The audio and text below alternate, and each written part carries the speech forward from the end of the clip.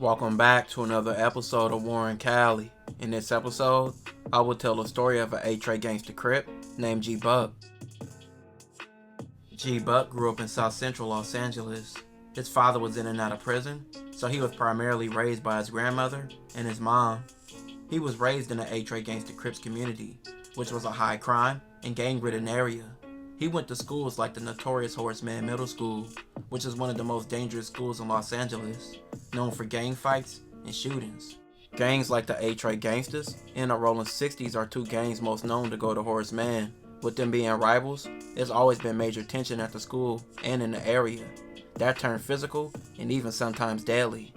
Just like most youths, G-Buk jumped into the streets and he became an active member in his hood, and his street life would turn costly for him and another man. And that leads us to this story.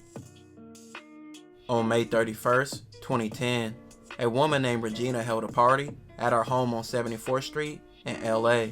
All the guests were friends and family who Regina had personally invited.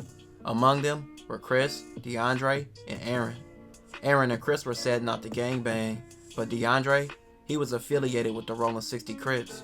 Regina's house was said to be on the borderline between territory claimed by the Rolling 60s and the 8-tray Gangsters, with their hoods bordering each other. Around 12:30 a.m. that night, DeAndre, Aaron, and Chris were on Regina's front porch while the party was going on inside the house. Kenny, also known as G-Buk from 8-tray Gangsta Crip, and another man approached the party. They were both wearing black hoodies, even though it wasn't cold outside.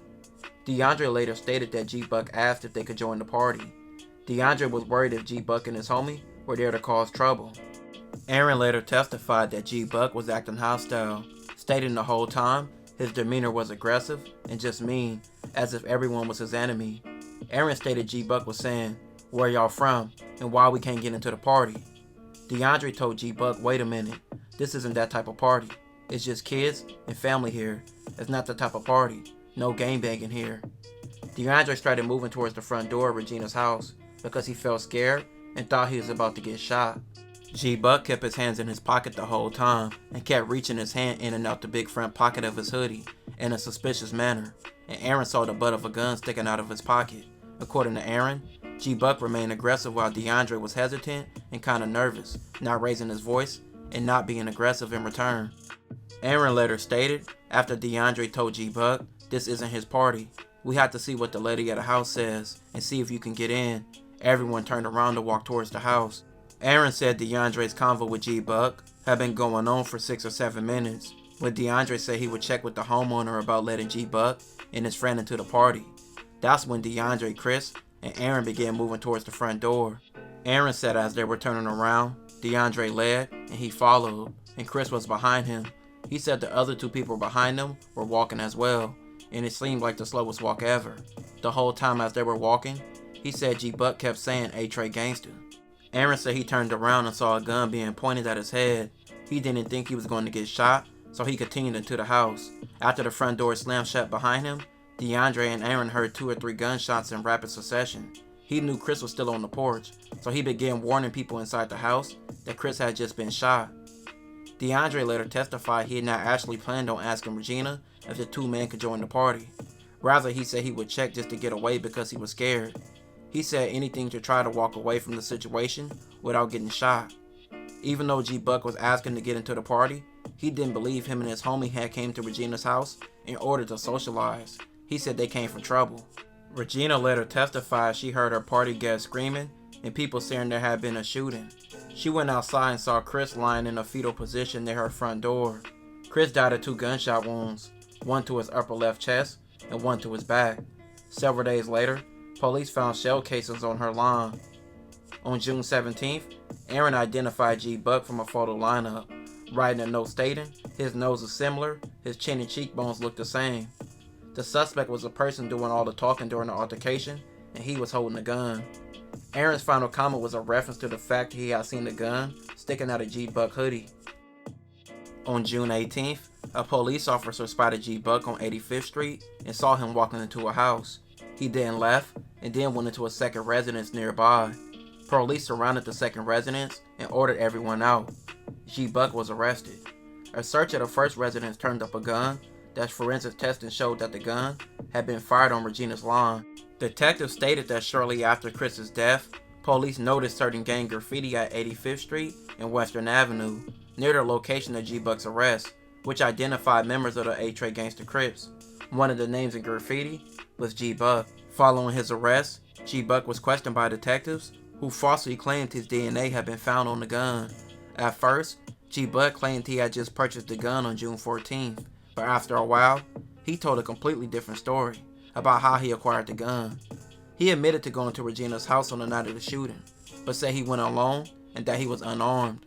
He said he wanted to get into the party, but people there started hassling him, and then they pulled out guns. He then said shooting erupted, and the people at the house shot one of their own friends by mistake. He then said someone dropped the gun onto the ground, and he picked it up in case he needed it for self-defense, and then he ran away. During this interview, G-Buk began to suspect the detectives had lied to him about the evidence, and asked him, "Y'all aren't lying to me, right?" Although detectives denied it, G-Buk said, "I think I fucked over myself." After detectives left, G-Buk began making phone calls. He told one person, "Only my hand, my fingerprints, and DNA was on it, bro. You feel me? That's where I fucked up at. But look, they said that to all the people that was there. They didn't say that I did the shooting or nothing. They just said I was there, and I told the people the truth." In another phone call, he told his grandma, "I shouldn't have said nothing. It's too late now. Oh my God, grandma, I shouldn't have said nothing. I shouldn't have said nothing at all." To another person, G-Buk said, "I was there. Somebody shot at me. That's the only thing they got on me, is that I was there trying to get in. Yeah, I think I fucked up already by just saying I was there. I shouldn't have said nothing." G-Buk called detectives in an apparent attempt to recant his statements. He said he was present at Regina's house and said, "I lied to you all again. I thought maybe if I did say I was there, maybe I could let go." The last call G-Buk had, it was believed to be someone from his hood. This person warned him that people had been saying he made incriminating statements to the police and advised him to decide on a single story and stick to it. Aaron, DeAndre, and Regina all gave statements. Aaron went on the stand and pointed out G-Buk, along with initially picking him out of the photo lineup. There were two trials. At first, the jury acquitted G-Buk of first-degree murder and hung on the second-degree murder charge. At the second trial, G-Buk was convicted of second-degree murder, and he was sentenced to 40 years to life. G-Buk has been in prison for 15 years and is currently trying to get out of prison and reduce his time. This will conclude this episode. If you haven't already, check out my previous episodes. Don't forget to like, comment, and subscribe.